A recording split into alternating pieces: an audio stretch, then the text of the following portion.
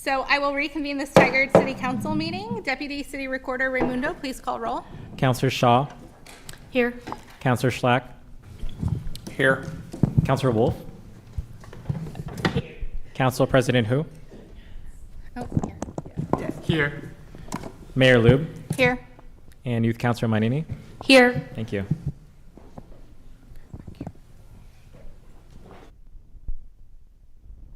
Thank you. If everyone will please stand and join me in the Pledge of Allegiance.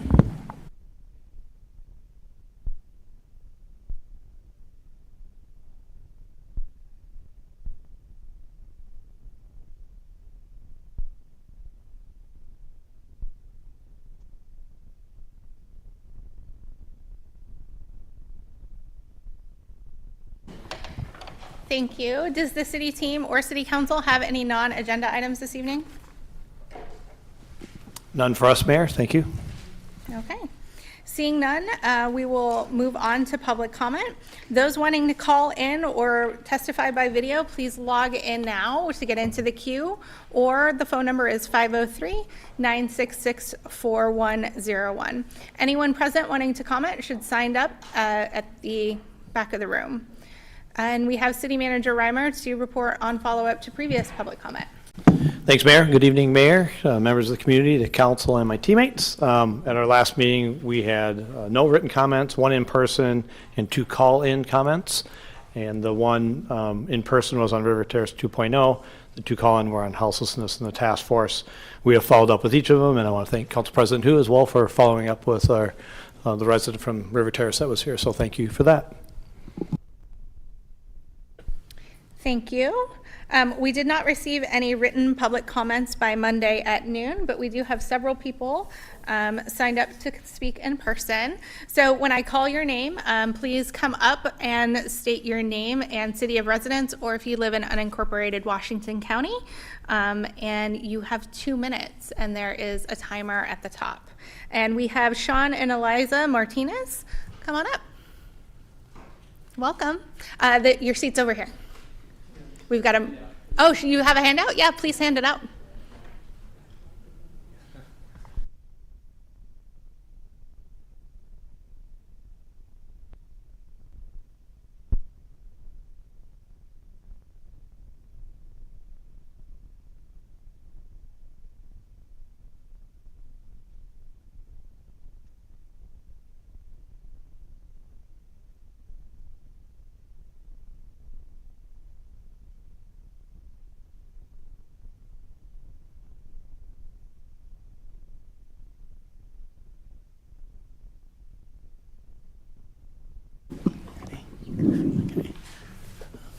Okay, hi. I'm Sean Martinez. This is Eliza Martinez. We both live in Tigard. Mayor Lube, City Council, thank you for listening to us tonight. We wanted to talk about one of the upcoming agenda items, which is the Climate Task Force. And we just wanted to bring some information to your attention here. We handed out a packet. This is from NOAA's website just today, which is the National Oceanic and Atmospheric Administration, that our planet has seen its second warmest October in the last 175 years. 2024 is on pace to be the world's warmest year on record. The next headline down is that as pollution increases, the world is falling further behind on climate targets. I wanted to bring up something called climate stripes. In the next graphic in your packet, you'll see red bars that mean warmer years and blue bars that mean cooler years. And this is for specifically Washington County. This is a map. When you click on it on the NOAA website, it shows you the trend as we're getting warmer over time in Tigard. So these are actually Tigard stripes. So on the next page, these are our climate stripes. This is what our warming temperature trend looks like represented in a graph.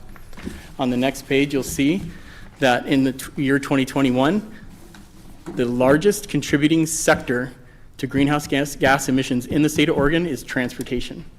Okay, we must reduce car trips.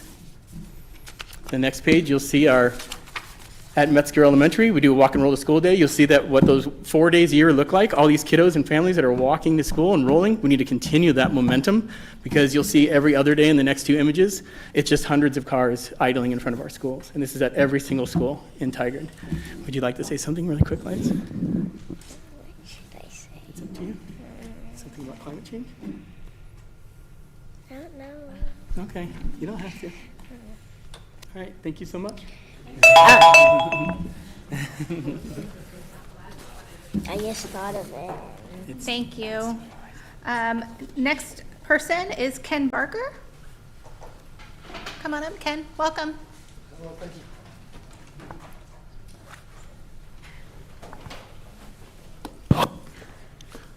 Thank you for letting me come and speak to you.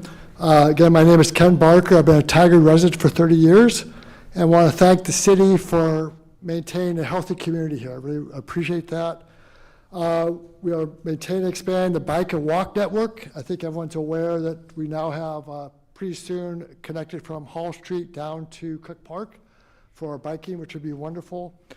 And also been very active with the Parks Department doing bioswales, pollination gardens, trying to educate people on that. Also, the Park Department's doing a lot with electrical machinery and electrical vehicles. So I really appreciate the city supporting that. And then I'm hoping that the Tigard continues keeping our community healthy and also helps develop a climate action plan because we need to kind of have a roadmap to go down the road. So I'm really hoping that we can do that. And again, thank you for all the work you've done. And thank you for all the work you'll do in the future. Thank you. Thank you, Ken. We have Elizabeth Sprague. Welcome. Hi. Honorable Mayor Lube and council members, my name is Elizabeth Sprague. I'm a member of CAT, Climate Action Tigard. We are a growing group of Tigard community members working to inspire change in Tigard through education and political action. The City of Tigard has been instrumental in supporting our group and helping us to organize our thoughts, goals, and structure. On behalf of our group, I'd like to say thank you. We appreciate being so wonderfully supported by our city. The agenda for this council meeting includes a presentation by Lindsay Washburn on the formation of a city-run climate task force. I want to share my support for this idea and look forward to applying to be a part of this task force should it be approved. This would be in addition to my participation as a member of CAT and not replacing it. I believe having a city-run climate task force as well as a community-run climate action team are equally important. I believe the nuances of each will make them both stronger.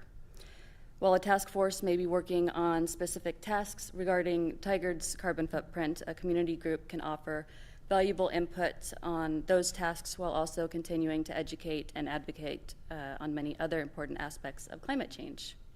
I'm excited to hear Lindsay speak more on creating a climate task force tonight, and I ask that you hear her and support her efforts. Thank you. Thank you. Next person is Nicole Swearingen. Oh, just signing in to check in. Okay, I wasn't sure. Okay, that's what I thought. Okay, Mr. Wold, are there any phone callers in the queue or any callers wishing to testify by video? Mayor, there's one caller in the queue, and I will connect them right now.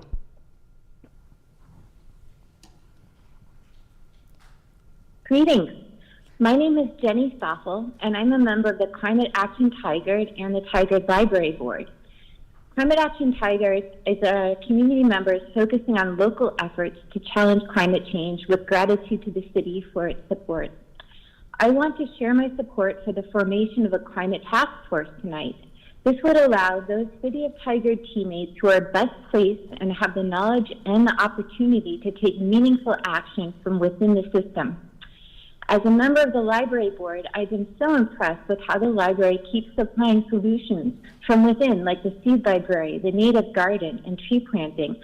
I think we should do everything we can to support these employees and these members, these teammates, to continue, creating great solutions and doing great things like this. Ideally, such a task force would work in tandem with Climate Action Tigard on overlapping interests as it made sense for both groups, with Climate Action Tigard retaining autonomy of being able to achieve important work from outside of the system. I believe both approaches are important for achieving climate goals, and together will make Tigard the example-setting climate leader it can be. I ask that you support efforts to create a climate task force tonight. Thank you. Thank you. And I believe that concludes public comment. The next item on our agenda is council liaison reports. Who would like to get started? Anyone? Yeah, okay, Councilor Schleck. Thank you, Mayor. There are two meetings that I attended since our last set of updates. I attended a meeting of the Willamette Intake Facility on October 28th. It was a 30-minute meeting, so mainly it was just sort of an outline of what is going to be coming up in the next few months. Some of the highlights are going to be the IGA review and renewal that should be coming next year, as well as sort of talking about the general budget for the Willamette Intake Facility and what that budget cycle's going to look like, because of course budget season is just right around the corner for all municipalities in the state and special entities like Willamette Intake Facility. And there was some discussion about general projects that may be coming up, capital projects, administrative task list, and so on. I also attended a meeting at the library board on November 13th. The library board approved a meeting room policy with some amendments and endorsed and reaffirmed the American Library Association's Library Bill of Rights Economic Barriers to Information Access policy as well. One of the big things that's in the pipeline as far as the library is concerned is changes to the WCCLS funding and governance model. That was presented to the Washington County Board of Commissioners on November 12th. There wasn't a review at the library board meeting, but there will be a review at the December meeting. And all of that information of what was presented to the County Board of Commissioners is, of course, publicly available. So you don't need to wait until December in order to get information about what was presented. Additionally, there are going to be 17 new trees planted on the library site coming in January, so keep an eye out for that volunteer form. I hope to be there. Thank you. Thank you. The meeting that I attended since the last was just one, and it's the Park and Recreation Advisory Board agenda. So it's been a light, and I don't believe, Councilor Wolf, we had a TIF meeting. Tomorrow night, that's right. So I'm pretty sure we're ahead of the game. And so with last night's Park and Recreation Advisory Board agenda, hopefully Assistant to the City Manager Nicole Hendricks, I get this right, but we had an update on the Tigard Service Request Portal update, which goes live January 28th, and it basically is a 24/7 kind of one-stop shop where our community members can type in issues such as there's a tree down, or if they come across something that they've noticed, they can then put it in for computer assistance. It is not going to be available on the week. Well, you can type in information on the weekends, but no one's going to be reviewing it on the weekends. They'll review it starting Monday. But so January 28th, 2025, it goes live. Very excited because currently right now there's about 22 different places where you can actually input issues that you observe in the city, and this will be just one place where you can type that in. So streamlining, making it much more efficient, which I think is what we all are excited about. The second issue that we talked about was a battery energy storage system, and this was a presentation to potentially put I'm getting a head shake. Okay. Well, anyway, there was a discussion of appropriate uses for our public dog parks. So more update in the future. In addition, on December 4th, Jack Park Celebration is going to be occurring, so very excited about that. That's at 3 p.m. And that's, if you had been walking through the parks, you know occasionally it would flood. The Parks and Recreation staff mitigated it, so it no longer floods. So celebration again, December 4th. It was a very productive meeting. On November 9th, we had 300 cars that dropped off leaves as well as food, so the most cars we've seen. And to our community members listening, November 23rd, December 7th, and December 14th are all dates you can drop off leaves as well as food, so very excited about that. In addition, our tree lighting is going to be on December 6th, so very exciting, and it's going to be moved to Universal Plaza, and our mayor will be heading that exciting event up. So they're currently right now going to be putting up a 28-foot tree and making sure it's very stable. And last thing. Fano Creek, the Hall to Main section with the trail connection is just about complete, but it is open. So very exciting news. So thank you, Mayor. And be prepared, I've got the jokes ready for the holiday tree lighting, so. Council President, would you like to go next? Of course. Thank you, Mayor. So since my last liaison report, I attended the Willamette River Water Coalition board meeting. Jeez. So just as a reminder, the coalition comprises of the Tualatin Valley Water District and the cities of Tigard, Sherwood, and Tualatin. And the Tualatin Valley Water District and the city of Sherwood are going to start using Willamette water as their water supply beginning 2026. And the staff reported that construction is on track towards opening in 2026. And at that board meeting, we also received a presentation on partial water rights certification planning. Geez. Very big overview is right now the coalition has a permit to use water from Willamette River, but that's just a temporary authorization. In order to receive a permanent right to use the water, we need a certificate. And getting certificate is a multi-decade process, and it requires proof of actual use. So the coalition is in the discussion stage to figure out how we can or coordinate together to get a certificate correctly. So one entity doesn't get shortchanged down in the road. So again, the city of Tigard is not getting water from Willamette River anytime soon, but the Tualatin Valley Water District is, and some Tigard residents are getting water from Tualatin Valley Water District, so they will be getting water from 2026. And the Tigard, our long-term forecast is that we will need to get water from Willamette River eventually because our population growth.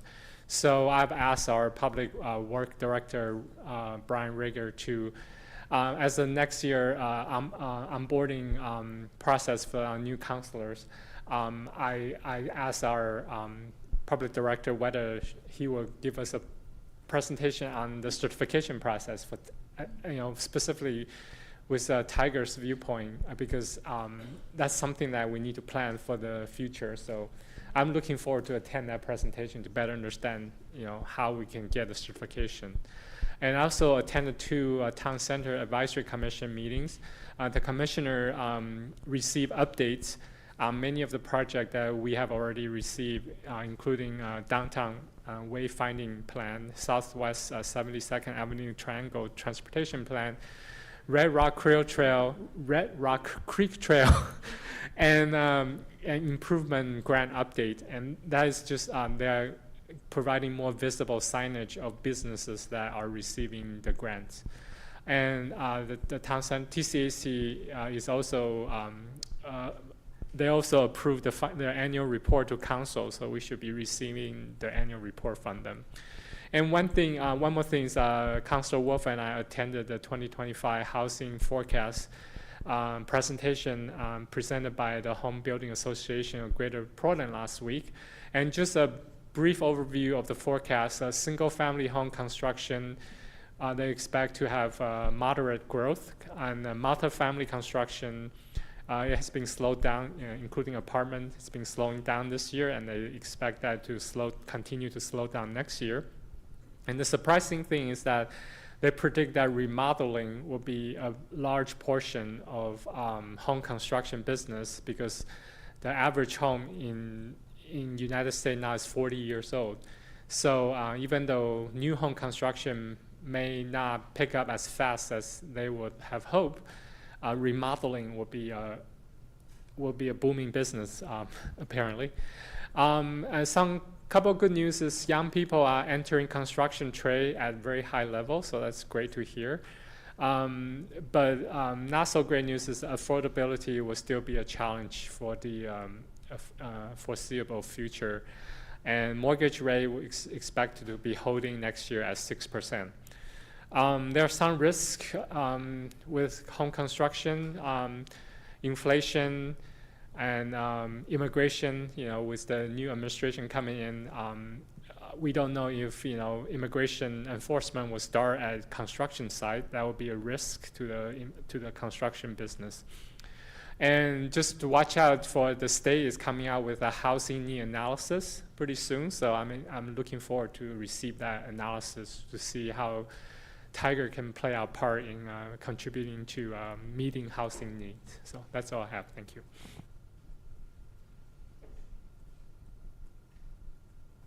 So I will be very brief. Attended 2 meetings. The Lake Oswego City of Tigard Water Partnership met, and it was a brief meeting, and I think just the highlight is the decision to ensure that we have backup power and have generators in place, and looking to lease those and getting the infrastructure to get that in place so that all happens. So that piece is moving forward. And then the other one, I represent Tigard on the Washington County Community Development Block Grants through HUD. And we met last week, and application process templates are were approved for the county commissioners to accept because grant season is upon us, and the nonprofits had their informational sessions just yesterday, I think, and then we'll start reviewing in the new year to start awarding for 25-26. And that's it for me. So there were only 1 or 2 TIAC, Tigard Youth Advisory Council meetings from the last check-in, so this will also be pretty short. We had a really good dinner where we made the dinner at Good Neighborhood Center, roughly around Halloween, and we are currently planning a mental health talking thing. That might just be in the spring. We're still talking about it. It's unclear a lot of the specifics, but we're very excited for it. Thank you. A couple of things just at the WCCC meeting on Monday. We approved a large amount of dollars for local matching funds because sometimes when you go after really big projects, you have to have a local match. And so we essentially encumbered those dollars, but also had a pretty robust discussion around the concerns about doing that, considering most of the projects were going after the same level, like the same kinds of funding, like RAISE grants and RUFA grants, which are very highly competitive. And the likelihood of RAISE grants, I think last time there was 2 in the state of Oregon that received them. And so tying up those dollars for everyone competing for the same funds. So we're just going to continue to have those conversations on the best way to move forward. In that meeting, I was voted to be the alternate to the Joint Policy Advisory Committee on Transportation, or JPACT. So I will start taking on those duties. Great for Tigard to have more representation on a regional board.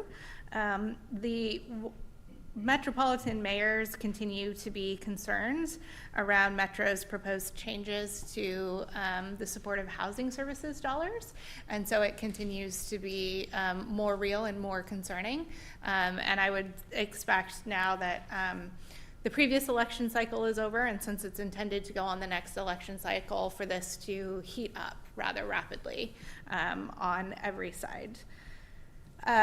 Several of us in this room, including the city manager and the police chief and Councilor Wolf, attended key leader meetings for Communities That Care, which really focuses on healthy communities for healthy kids and healthy families, which I think is really, really important to have city support on tackling these large issues. And then also, I just wanted to flag, let's see,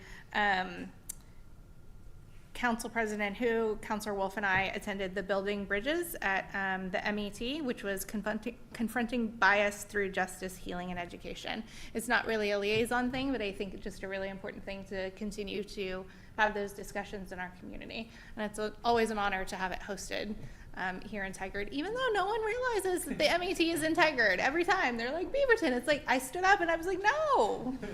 So, yeah, just, I think a lot of really good work by our community, our council and our city team on showing up in rooms that are going to make a big impact on our community. So that's all I have. Does anybody have any questions regarding anyone else? Okay. Yeah. I failed to announce that the City of Tigard Public Works has a really cool 2025 calendar, and if you didn't pick it up at Public Works Day, it is available, and it's got really neat pictures within the calendar of Tigard. So I'd highly recommend, if you're interested, Public Works has them, or we can get a copy too. So thank you, Mayor. Excellent. I look forward to seeing the pictures. The next item on our agenda is a community service organization update, and we have Dan Murphy and Meredith Gordon of Broadway Rose Theater Company to present. We also have Sarah Dingenvan and Nicole Swearingen here as well. Did I do okay? Excellent. Okay. Oh, I'm sorry. By all means. Feel free to come on up. Hello, Mayor and Council.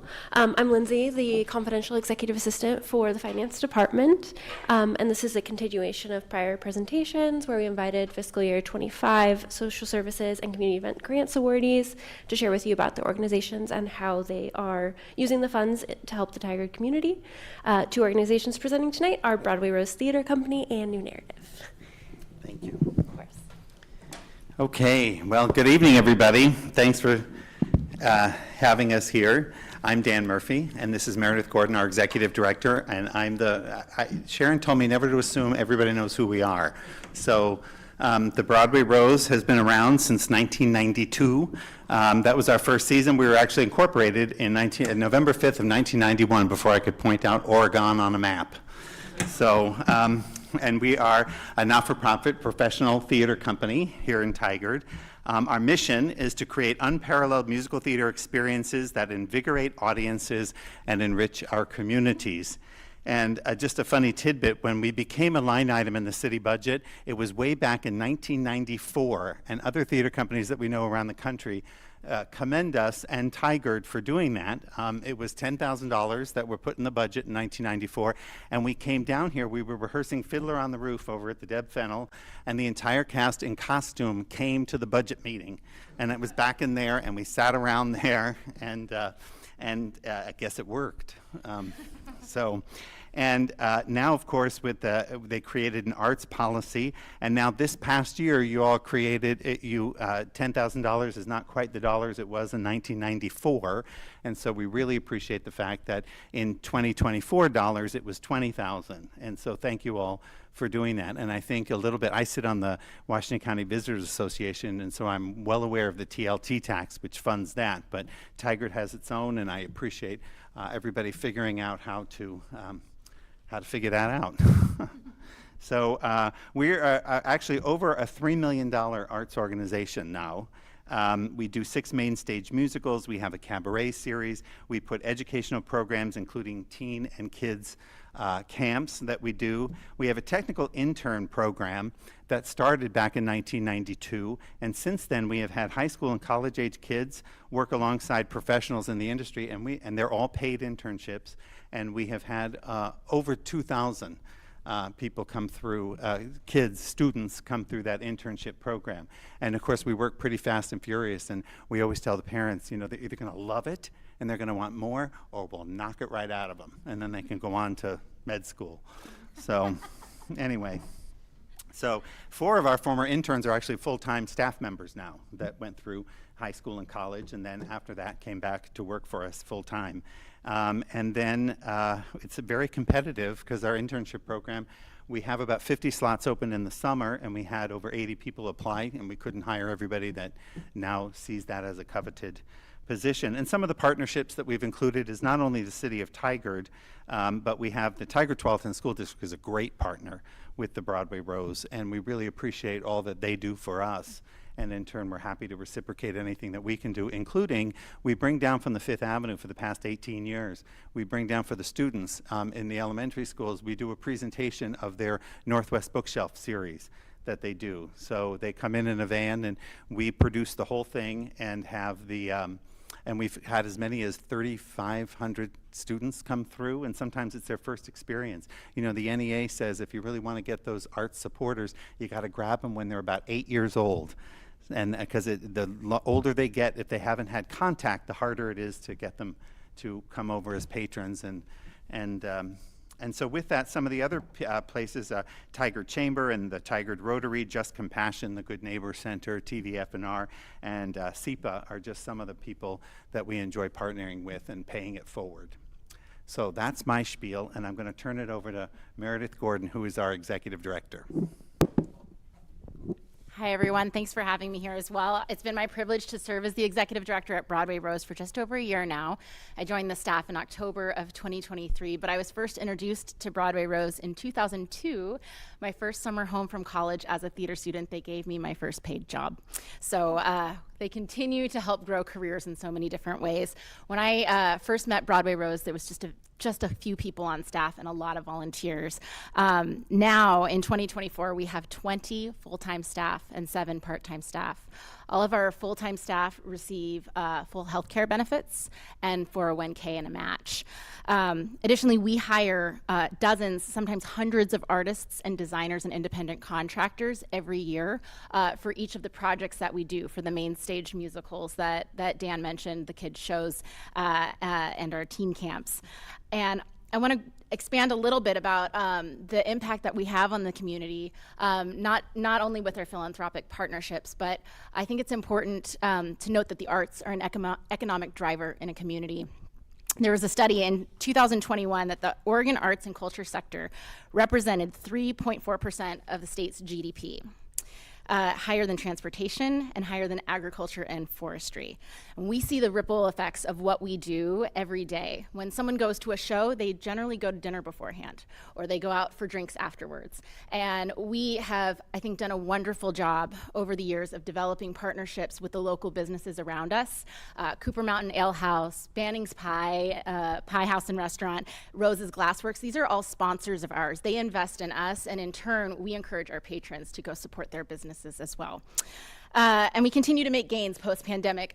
Dan mentioned our education program. In 2022, we had 8 classes that we offered. This year, we offered 21 classes. So we are serving youth as young as 8 years old with a few of our drama classes, but we also have continuing ed classes for adults, tap classes, jazz. We have teen cabaret. You're not ever too young or too old to be a part of the arts, and it's a way that we are serving our community and our mission. And we are proud to share that this summer, our musical, Beautiful, the Carole King musical, is our second highest selling show that we've had in Broadway Rose history. We sold 12,108 tickets, and more than 4,000 of those were first-time patrons to the Broadway Rose. We're excited to see that momentum carry on. Our fall show, Always Patsy Cline, was sold out before it opened. Our Christmas show that Dan is directing, he took a break from rehearsal to be here tonight. It's almost at 90% capacity. So we know that there's a narrative going on that the arts are suffering, and we're not taking it for granted. We know that we are still recovering from the pandemic, but the arts are thriving, and they're thriving because folks like you invest in us and see the value in what we're doing. We know that there are a lot of really important causes out there, and we appreciate that you see us as an important investment because you're investing in your constituents who are artists and your constituents who are arts enthusiasts, as well as your constituents who are local business owners. So I just want to thank you for investing in us because I think that's what makes Tigard unique and different. Thank you for prioritizing the arts and your ongoing support of the theater company. We appreciate it. Does anyone have any questions or comments? Go ahead, Councilor Shaw. So say kudos. That's amazing with the amount of individuals coming through, both from young 8-year-olds who are being influenced to teens to adults, and I may need to look at the tap. Our oldest person who just finished our jazz class, 87-year-old lady, comes in to take her jazz class with the kid. It's great. It's really great. So, yeah.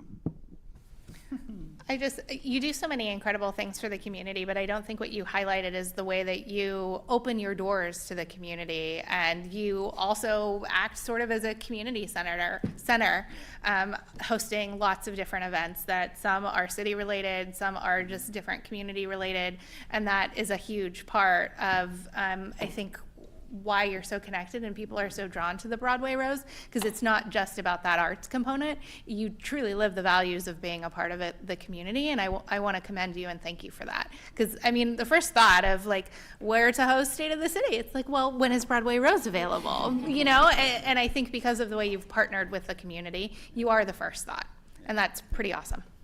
Thank you. Appreciate it. Yeah. Appreciate all your help. Thank you. All right. Have a good rest of your night.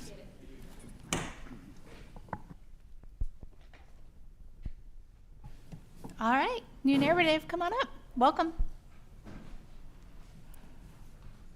Sarah and Nicole.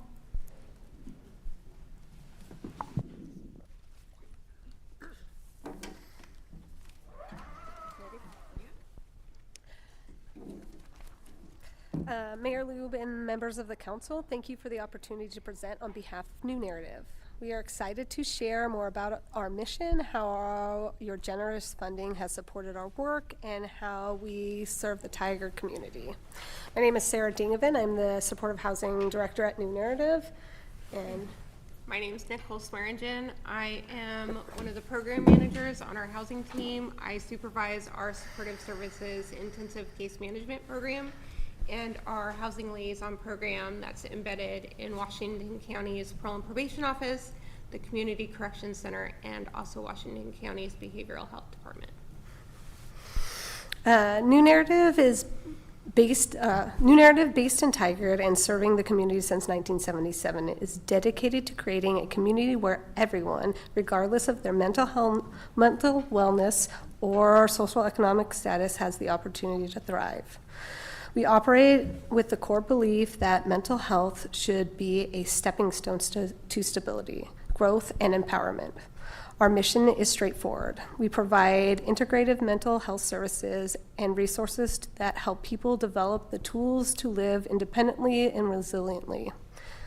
We offer everything from clinical care to peer support to essential housing services. Our goal is not merely to help individuals survive, but to empower them to thrive within Tigard community and beyond. Over the past year, New Narrative has served over 2,000 members of the metro area from 40+ sites spread throughout Washington and Multnomah counties.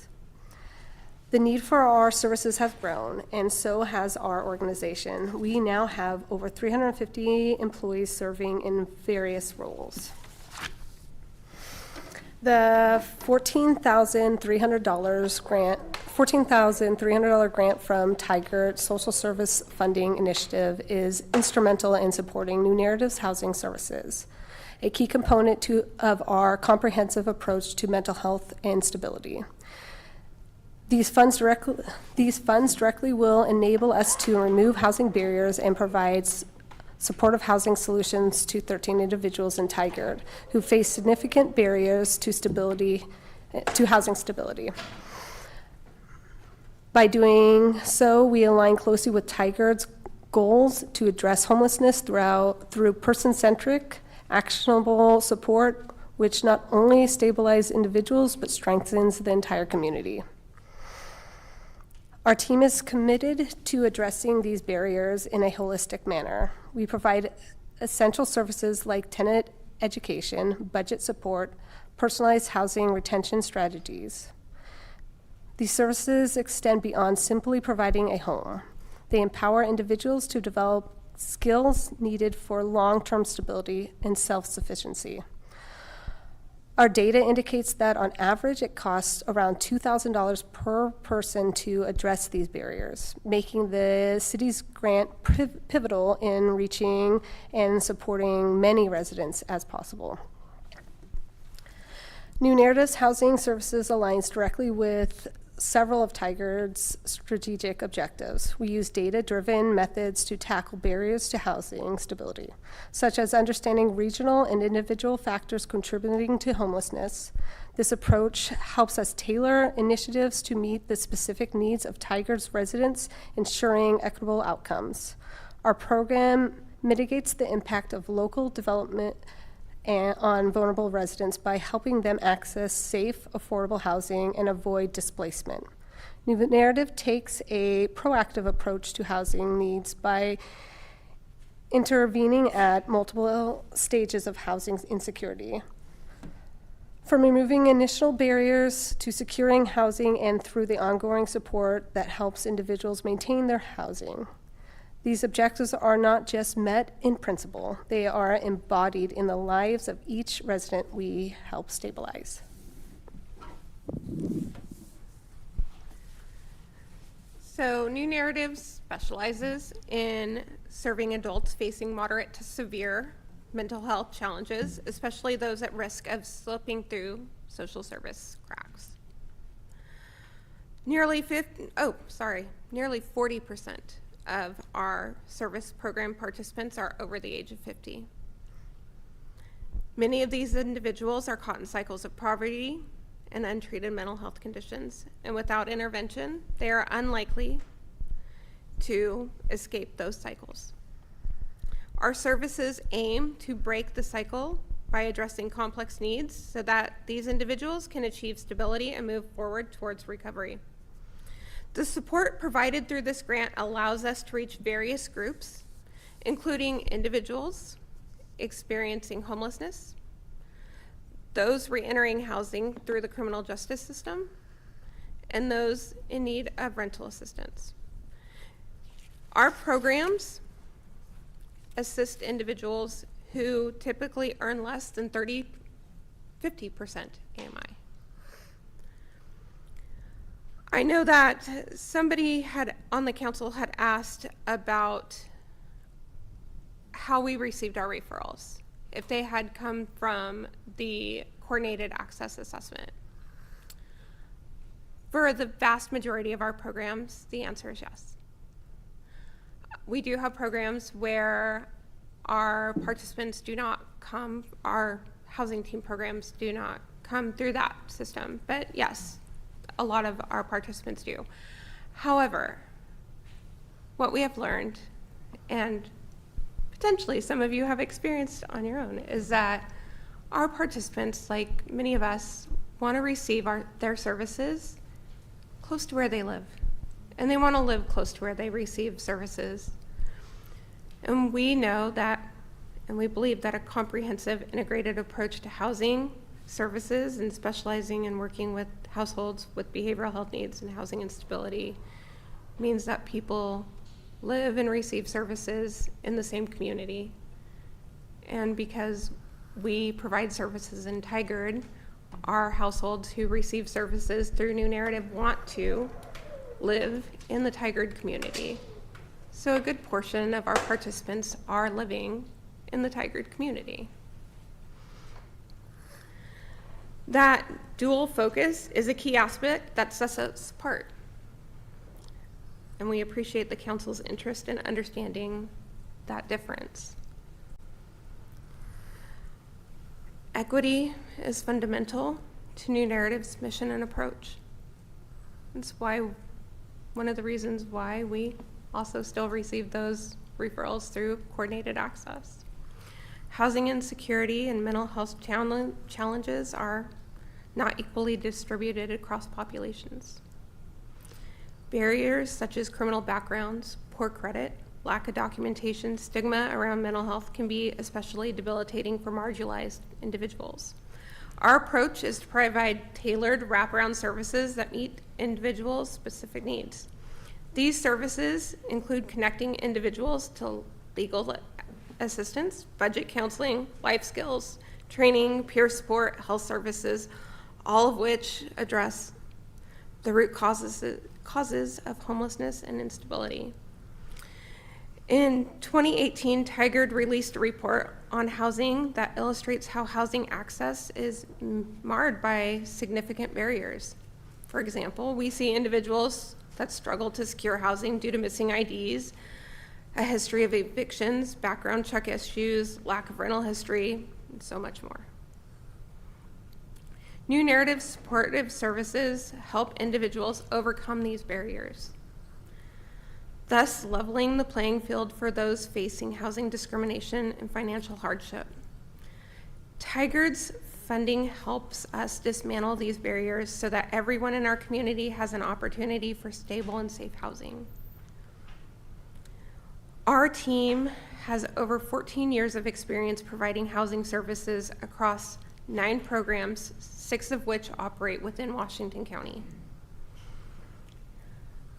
New Narrative has honed an effective, sustainable approach to addressing homelessness, and thanks to the support from the City of Tigard and other grants, we have successfully transitioned many adults from homelessness to housing stability over the past year. The success stories we have witnessed are testament to the impact of this support. Individuals who once faced homelessness are now equipped with skills and resources to retain housing, build income, and in many cases, move on to complete self-sufficiency. The broader impact of this work is felt in the stability, resilience, and well-being of the Tigard community, and formerly unhoused residents are now integrated and contributing members of society. We housed over 483 program participants through our housing programs in Washington and Multnomah counties in the 2024 fiscal year. The City of Tigard's investment in New Narrative goes beyond financial support. It represents a commitment to systemic change, equity, and community well-being. Our partnership with the city has allowed us to meet community members where they are, whether in physical locations or at points of emotional need. Together, we're reducing the number of unhoused individuals in Tigard, promoting long-term housing stability, and enhancing community safety and well-being. The commitment Tigard shows in supporting equitable, effective solutions to homelessness not only impacts the individuals served, but also the greater community. By funding New Narrative, the city helps create a Tigard where people feel connected, supported, and able to thrive regardless of their background or current challenges. In summary, New Narrative is deeply grateful for the partnership and trust you have given us. Your support enables us to deliver essential services that transform lives and strengthens the community. We're proud to contribute to Tigard's vision of a community that values compassion, inclusivity, and resilience. With continued collaboration, we can further our shared goals and make a lasting positive impact for the residents of Tigard. So, thank you for the opportunity to share our story, and thank you for the role that your support plays in advancing our mission. Thank you. Are there questions? Yeah, Councilor Shaw. Thank you so much. Great presentation. Thank you for the collateral and just clarity on a question that actually Councilor Wolf had raised. So does New Narrative clients, most of them are assigned through Community Connect? So for some of our programs, we have coordinated access, and then one of our programs are rental assistance program in Washington County, which is an Oregon Health Authority program. Those participants come from the state hospital or they come out of residential. So those don't come through coordinated access. And then the housing liaison program, those staff members are embedded in sites. So they're embedded at behavioral health, parole and probation, or community corrections, and those referrals come directly from those programs. Great, so then none come through Community Connect? For those 4 programs, none of them come from Community Connect. And do any of your other programs, do they come through Community Connect? Yes. For our other programs, they would come through Community Connect. Last question, and do you have like an approximate number that comes through Community Connect? So the Supportive Services Intensive Case Management Program, that team supports 90 households. And then our reentry program is 30 households. So those two programs, that's 120 in Washington County. And then, our outreach program, obviously, those don't come through Community Connect because they're literally doing outreach. Yeah. Thank you for coming and sharing what you do and giving us a little bit more insight. I appreciate it. Yeah, thank you. Thank you for being here. The next item on the agenda is the 2025 legislative agendas, and we have Assistant to the City Manager, Nicole Hendricks, to provide the teammate reports. Welcome, Nicole. Thank you. Good evening, Mayor and Council. My name is Nicole Hendricks. I'm the Assistant to the City Manager, and tonight I'm going to present the draft 2025 legislative agendas, both the state and the federal, for your consideration of adoption. Next slide, please. So more specifically, we're hoping for your review of the draft agendas attached in your meeting packet, and then to consider adopting those with any edits that you might have tonight after discussion. So our agenda drafts have been developed based on 2 workshop sessions that we've had at City Council. One was back in June, and the other happened in September. Next slide, please. We also had our internal team experts, our subject matter experts, review our draft agendas based on your input, and our government affairs consultant, CFM Advocates, they reviewed and contributed to the drafts that are included in your packet tonight. We also sent that to our city leadership team as well. We also keep an eye on what priorities are developed through the League of Oregon Cities or National League of Cities, and keep an eye of our community promise, the 5 E's that are listed up there: equity, environment, economy, engagement, and excellence, as well as our strategic plan initiatives and council goals. Next slide, please. So for our state legislative agenda draft, we have 3 priority areas on transportation, housing, and then it says additional opportunities, but really it's about that public safety piece, behavioral health deflection program. And I won't go into all of the items because we've had discussions about them, but I will feature the one that we'll focus on for the upcoming state legislative session is the funding for Hall Boulevard transfer is one of the top priorities for us. So when we go to design our legislative agenda, that'll be top of mind. And then moving on to our federal legislative agenda, so we have 3 focus areas there as well. Project funding requests, next slide please. The project funding requests, so that includes things like our city's facility planning, 72nd Ave improvements, those are things that we've discussed before. And then we also have transportation and infrastructure investments, things around affordable housing, a lot of different transit opportunities there. And then additional opportunities, the big one under that one is zip code, Tigard zip code we've had conversations about, and we're excited to continue to pursue that, as well as the other things listed on this portion of the federal agenda. And then next slide, please. So in terms of next steps, once these agendas are adopted, we'll get them designed into their final form. Our team will also have legislative updates in the council newsletter that gets sent out during the legislative session. That'll include updates on some of these legislative agenda items, any key actions that happen from the week, including submitted testimony and things like that. So council's all informed of what's happening. And that includes letters of support as well. And yeah, it's very brief since we've had some conversations about it, but I'll turn it back over to you for any discussion or edits, hopefully with the adoption of both agendas. Thank you. Thank you. Let's take them one at a time. So starting with the state agenda, does anyone have any concerns or edits? Yeah. Councilor Wolf. Thank you, Mayor. My only comment would be wondering on, and I know it's not the top priority, but under additional opportunities on the behavioral health deflection, House Bill 4002, in the actual impact statement, there's kind of a financial forecast, and I feel like our advocacy is pretty broad without a commitment for adequate funding.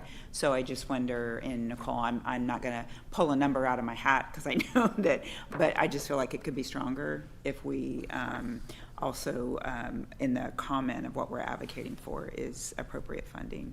And I'll leave that to you and the experts to decide what that is, but I just think that's critical in a time of trying to do this work with less dollars, fewer dollars.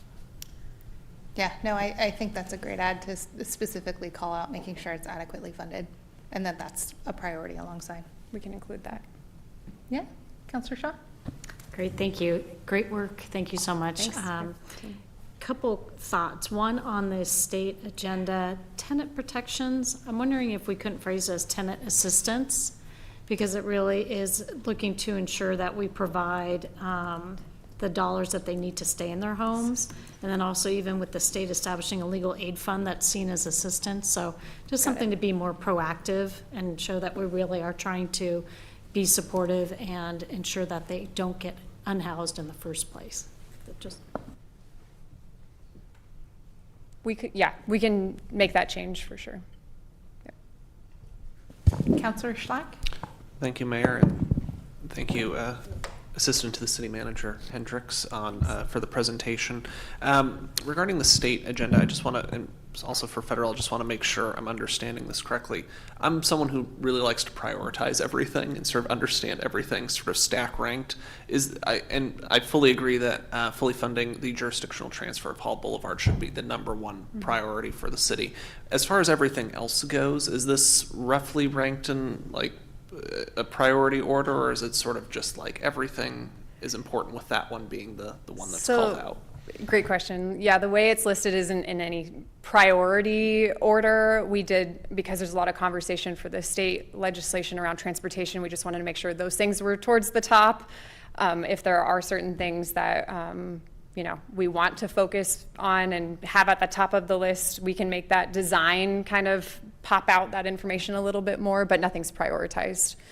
Cool. Thank you for the clarification. And I also appreciate you calling out the updates that the council will be receiving, which was one of my supplemental questions going in, because of course, legislative sessions are very fluid, especially at the federal and state level.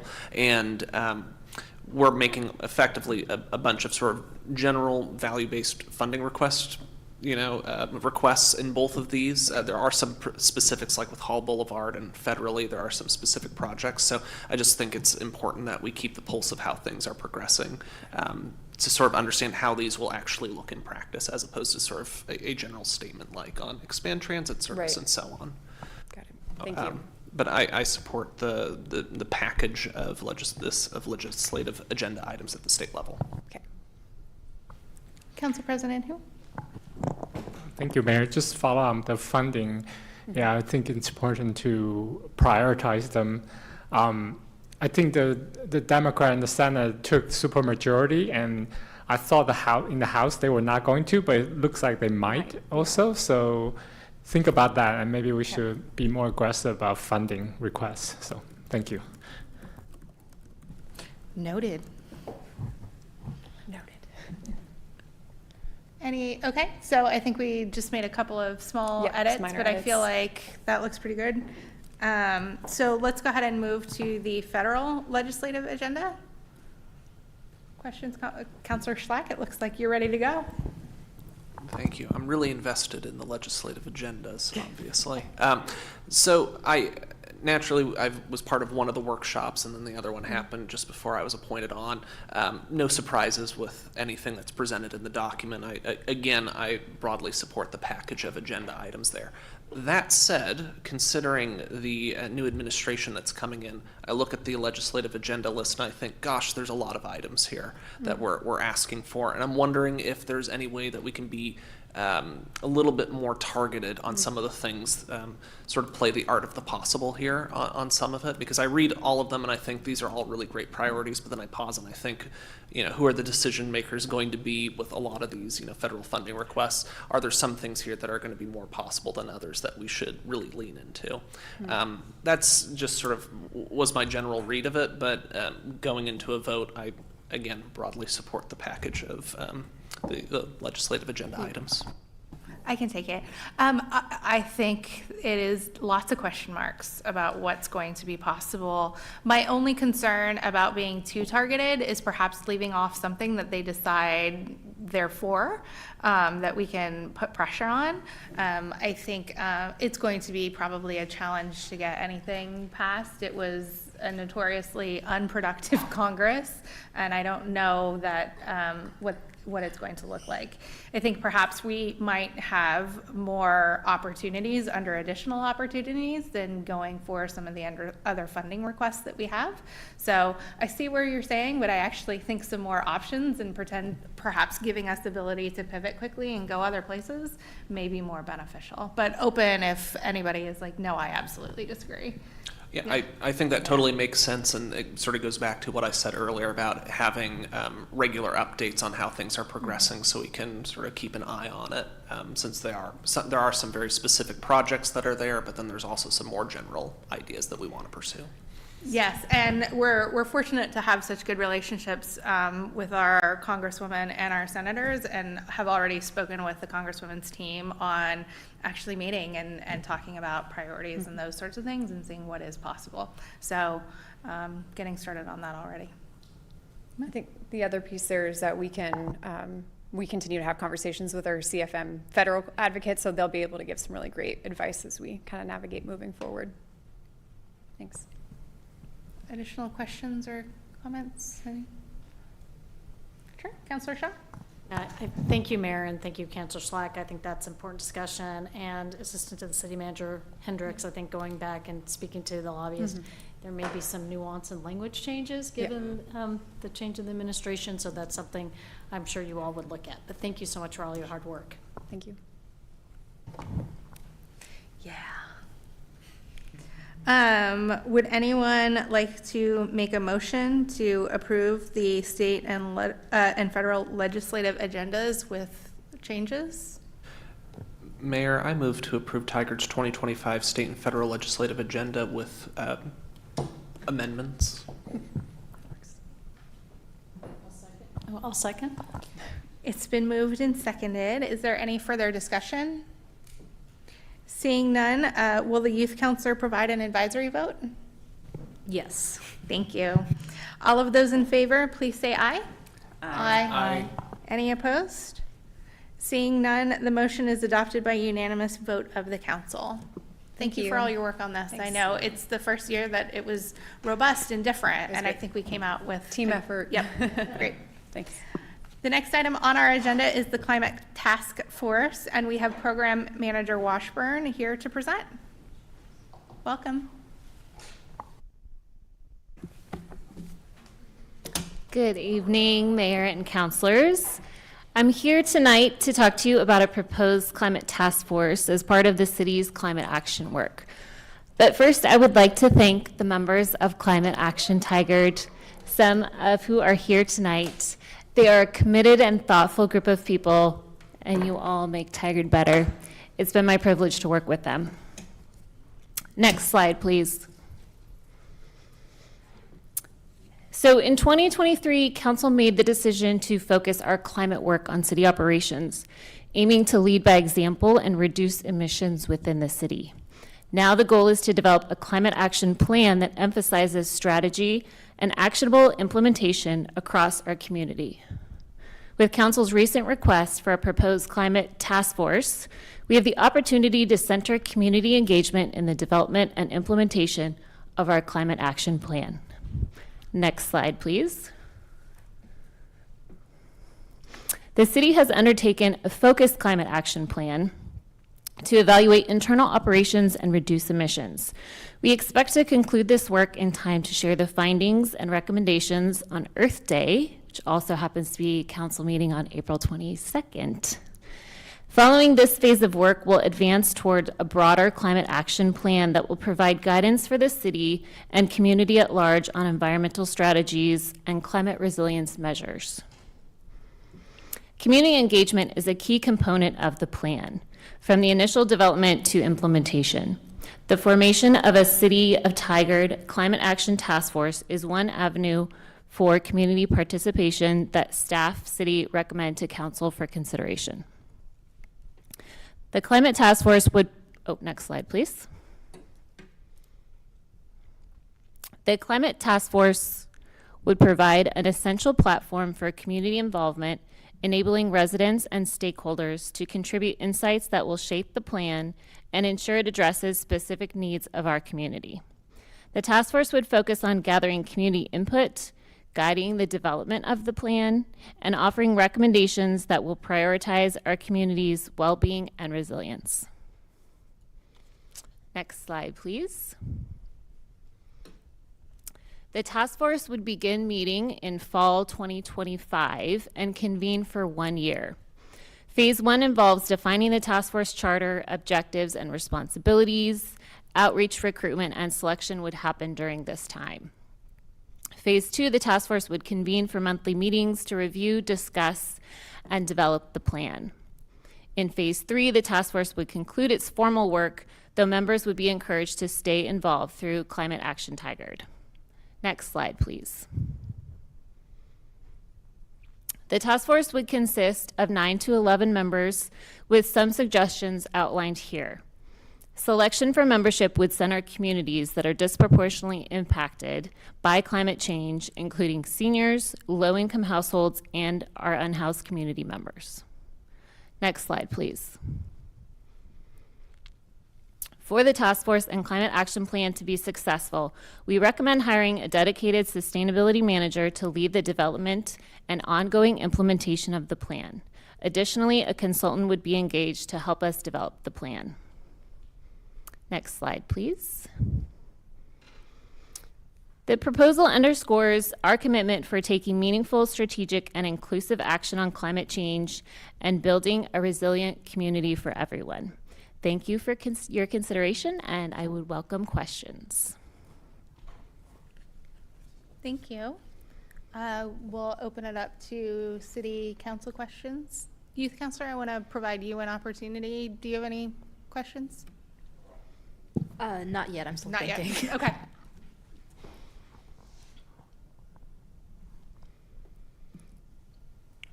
Yeah, Councilor Wolf? Sorry, something just struck me, so that's why I was kind of trying to acknowledge that I wanted to comment, but then also kind of looking at the work that's been done in the past in terms of climate action. So I support the idea. Oh, yep. Okay, I'll do this. So thank you very much, and I wholeheartedly support the idea. I think this is an area that's really critical, just as we had several public comment that this is an area that community members are passionate about and excited to participate and contribute in a really thoughtful way. So totally support it, and I was just thinking about the idea of a plan, and it seems that we've done studies and brought that together. So just from your perspective, how do we take the work that we've done and kind of as we build a new plan, just to try to honor and leverage what work's already been accomplished, if that makes sense. Absolutely, yeah. And we had a climate action report, which I think had offered maybe 16 different approaches. And the climate plan is a little bit different. It's going to go a bit more in depth, and we'll focus on kind of strategy and actually the implementation. And I think that was what was missing from the report, was the ability to implement. And so the idea would be to come back to council with the recommendations for how to implement. And I think the report was helpful because we got a baseline for where we are, and things change rapidly as well. So in light of new administrations and, you know, the increasing issue of climate change, for us to move that work forward. So I think the report was helpful. This will provide us actionable ways to implement that work. Council President Hu? Thank you, Mayor. And I just want to echo Councilor Wolf's sentiment that I support the task force and especially like the narrow focus on what you're trying to accomplish and the timeline you're going to do it. And I agree, it's going to be tough, right? Because there's so much we need to talk about, and you have to distill all that into something that's actionable, right? And And this U.S. Supreme Court pretty much take away EPA's ability to do a lot of things. So it's all on us, city and state, right, at local government level. So there's something we really need to do about it. And this new administration, I don't know, probably not going to take too much on as well. So and I just want to request that maybe that's also something you were planning, more something that Tiger resident can do at their household, because right now when I went on to our city's climate hub, all I saw is solar PV and heat pump, and those two are not the two things that I think about. That's not really applicable to me, right? Because I'm thinking about, I just got a new EV. It's like, I have to do some research on how do I get, a charging station at my home. And I wish the city would just have something that I can just click on, right? Like the hub say, so yeah, thinking about getting an EV, here are the resources. Or, and I mentioned that the Home Building Association said, home remodeling is going to be a huge chunk of construction in the next few years.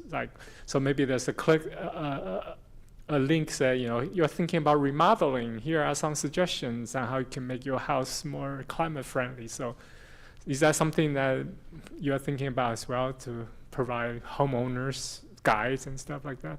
Yeah, thank you for that question.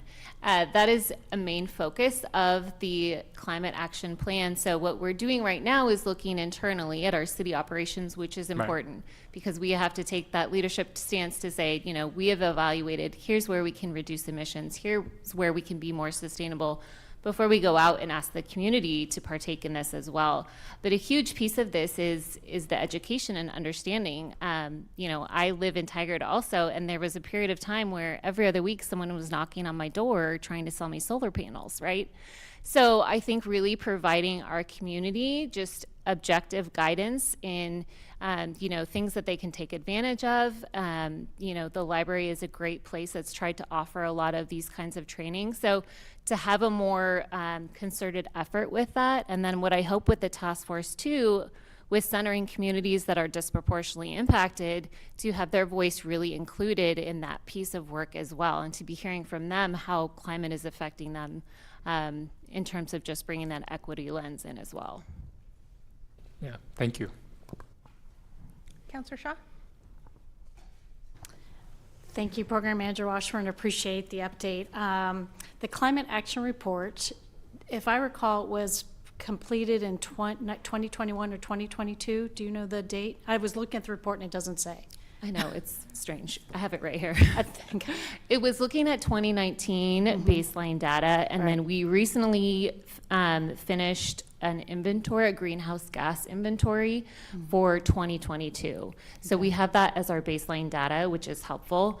But yeah, that was about that same time that was wrapping up, was 2022. Okay, and if I recall, there were some very good recommendations in there in the Climate Action Report, and granted, it didn't have some specificity that it probably a task force would help in. But if I also recall, we had a quite expensive consultant who produced it. And so it seems to me we've done the consulting part, we have the report, now we just need to create a plan to execute. Is that accurate? A little bit, and we're definitely building off of that work, absolutely. So the consultant that we would work with would take that report and information, and this would be kind of having a broader community approach, but more specific actions of what the city of Tigard would be able to implement.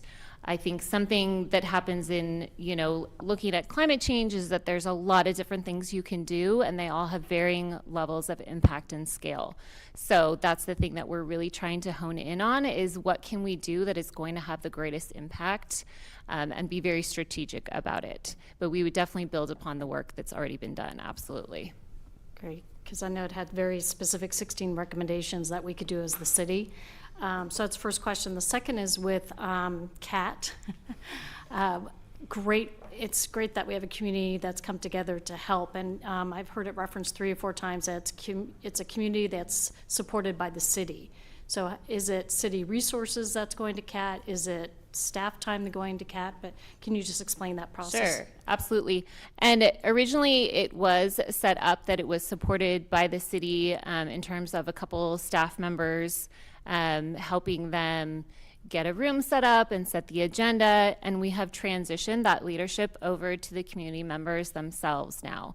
So we are just kind of wrapping that up. So how we have talked about it as a group and see it as the ability for the city of Tigard to keep them informed about what the city is doing and also to be hearing from them. So we have kind of that cross-pollination, but I think as Elizabeth noted, it's really great to have this kind of grassroots community too, because anyone from the community that's interested could join, whereas our task force would be limited to 9 to 11 people, but we would like to see that continuity continue, that people on the task force could then stay involved through Climate Action Tigard. That answer your question? Okay. Councillor Schlack? Thank you, Mayor. Yeah, I previously have expressed support for forming a climate task force, so I'm generally supportive of the proposal. That said, as evidenced with my supplemental question in the meeting guide, I do have a little bit of sticker shock when reading that we would have to bring on an additional consultant, a new full-time employee, and that it would take over 2/3 of our remaining sort of dollars in our budget, $549,000 that we have sort of earmarked for climate actions, and that would take about around $400,000 to gear this up with the additional personnel. That said, I'm still prepared to support the proposal, but you know, sticker shock, that sort of thing. Everything costs money, and how can we put a cost on our climate future is what the other part of my brain is telling me. How can we do that? So I'll leave it there. Thank you. Thanks, Counselor. Maybe to give some context to the room for the information is referenced. So through our process now, we have a supplemental questions that come out, and so we post those with our agenda. So if you go online, you can find those. And so what Counselor Schlack just referenced, those numbers are posted publicly. And now to explain a little more is, so we have about just under $550,000 left of what were our ARPA funds from the federal government that the council identified a number of years back for climate work. And so we've used some of the funds in some of the studies we've talked about and other things, heat pump program and others. So of that, we've learned a lot from one of our current initiatives, which is our houselessness work. And so, you know, we tried to do that with existing teammates and directors and the police chief, and we learned quickly that it was hard to make any real change and advance the work. And so learning from that is why we've recommended, and I would say we don't put it in there, but I'd say at this point looking at a limited duration of a couple-year position, see what the needs are after that, and then also bringing in someone that has worked on climate action plans. You know, Tualatin just got done with theirs, many other communities. And so those are just ballparks to give the council a sense. It may not be that much, but knowing we're in that 18 to 24 month period to you know, develop the process as Lindsay's done, and then bring on the consultant through an RFP, a teammate to help, and then getting to the end of then what. I think part of this is also having that capacity to then now the actions, as you've referenced already, to make sure that we have some resources in place to help with that. So just to give a little more context of why we think the price is somewhere, or the cost is somewhere in that 400,000.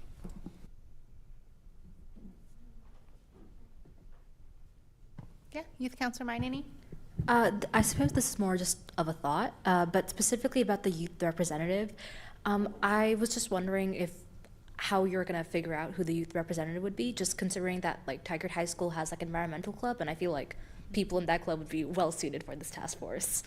Yeah, great recommendation. And we are going to work with TIAC. That would be the idea, so that we are kind of all working together and having those open lines of communication. So it's not completely figured out yet, so that's great input. Thank you. Thank you. Councillor Shaw? Thank you, Mayor. Thank you, City Manager Reimer, for the additional explanation. Perhaps I'd like to just propose an amendment. I too support the Climate Action Task Force and a position, because I too agree with Councilor Wolf, having that position with our Houselessness Committee made a big, huge difference. I'm still concerned about the consultant. We did have a climate action report, a very healthy consultant budget, The information's very Tigard specific, and so what I would propose is that perhaps this person who is hired full-time could take the report and just show what specificity is not included. It's all Tigard based, but then why a consultant would then need to be hired, because I just think to Councilor Schlack's points, that's quite a bit of money. And I'd love to see us first, if we can, utilize the report that was already produced. Absolutely, great recommendation. Thank you. Any additional questions or comments? Or a motion?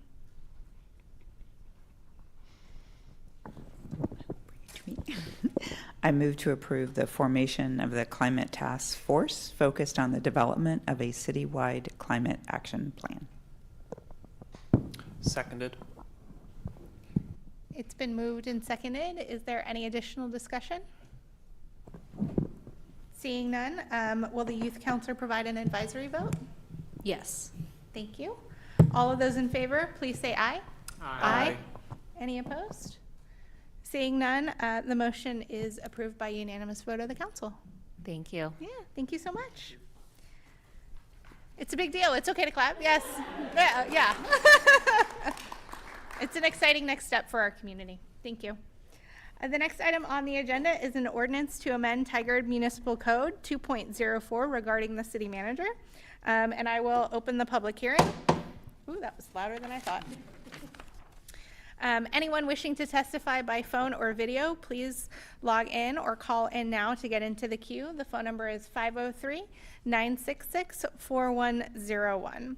And we have City Attorney Rajala to present the report. Welcome. Good evening, Council. So this is a short but important item. So on the 22nd of October, when we amended the municipal code related to the city manager's authority, one important detail was left out regarding the authority to acquire property on behalf of the city. So in the previous version of the code, it said that if a resolution of necessity had been approved by council, that the city manager could execute those documents, make the offer, and acquire the property. That was left out of this version, and it turns out that is a very important detail. So when a resolution of necessity is passed, that begins the process for property acquisition, offers, counteroffers, lots of negotiations, and then resulting in a final settlement. So each of those points, to have to get council approval at each stage, would be incredibly problematic. So the proposal before you tonight is to put back that provision in our code that would allow the city manager to execute those offers and counteroffers and settlements when council has previously approved a resolution of necessity to acquire property. So it is a small fix, but very important. And because we are in the process of negotiating a couple properties right now, the ordinance has a proposed emergency date so that it would be effective upon passage, as opposed to waiting the traditional 30 days that an ordinance otherwise would. So I'm happy to answer any questions. Thank you. There were no written comments received by noon on Monday. Mr. Wold, are there any phone callers in the queue or anyone wishing to testify by video this evening? Mayor, there are no callers in the queue and no requests for video comment. Thank you. Deputy City Recorder Raimundo, has anyone signed up to speak in person? Not at this time, Mayor. All right, thank you. We will close the public hearing. And now council consideration of ordinance 24-14. Any questions or comments?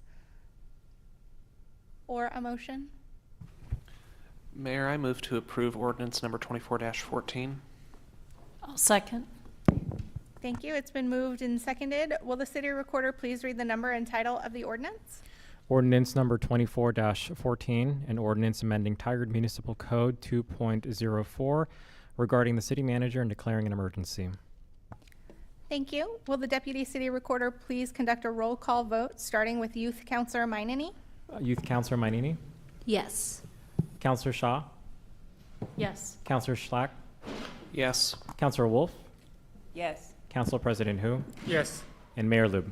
Yes. Thank you. The motion is adopted by unanimous vote of the council. Thank you. The next item on our agenda is to consider the approval of a lease agreement at 8770 Southwest Burnham Street. And we have Assistant City Manager Tridge here to present the report. Welcome.